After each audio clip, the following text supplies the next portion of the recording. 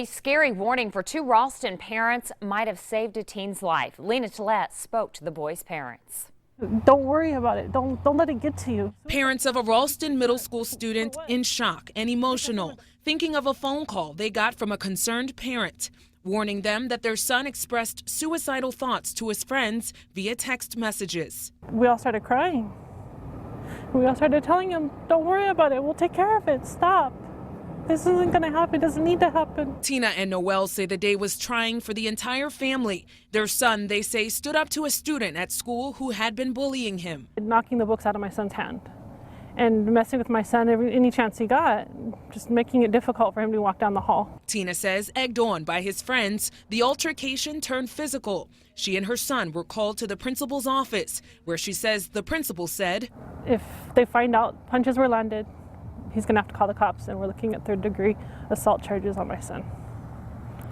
And my son just looked at me and he was scared. Tina and Noel say their son panicked, fearful of being labeled a bad kid or going to jail. So he texted his friends, and one of them told their parents. Boys Town National Hotline, how can I help you? That sounds a bit like perfection as far as how we would want it to play out, in that the person who got the information that somebody they knew was suicidal acted on it. Diana Schmidt is the training supervisor of Boys Town's 24-hour National Crisis Hotline.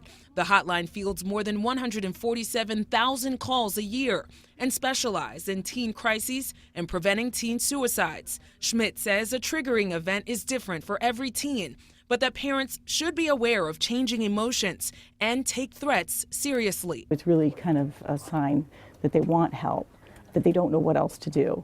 And, they kind of want somebody to care, and really they don't know what else to do. According to the Centers for Disease Control, suicide is the third leading cause of death among teens. Tina and Noel did take the threat seriously and immediately took the family to counseling. To follow through and get somebody, a third party that they can talk to about how they feel, it just is a nice protective factor. They have one thing to say to the friend and to the parent that alerted them. Thank you so much. Now, Tina and Noel also say they have some concerns with how the school handled the incident. We did reach out to Ralston school officials. We hope to hear back from them tomorrow once they return from the holiday. Mallory? And Lena, you say the hotline got close to 150,000 calls last year. So what are the signs that parents can look for that their kids are depressed or perhaps suicidal? Yeah, Mallory, the hotline says that the key thing that parents should be looking for is any change in behaviors, especially any sudden change in behavior. That's if your grades are slipping, if they suddenly want to be by themselves, and if they start casually even talking about death. That's what parents should be looking for. Great advice. All right, thank you. That's Lena Tillette reporting live. And if you or a loved one needs help, the hotline's number is 1-800-448-3000.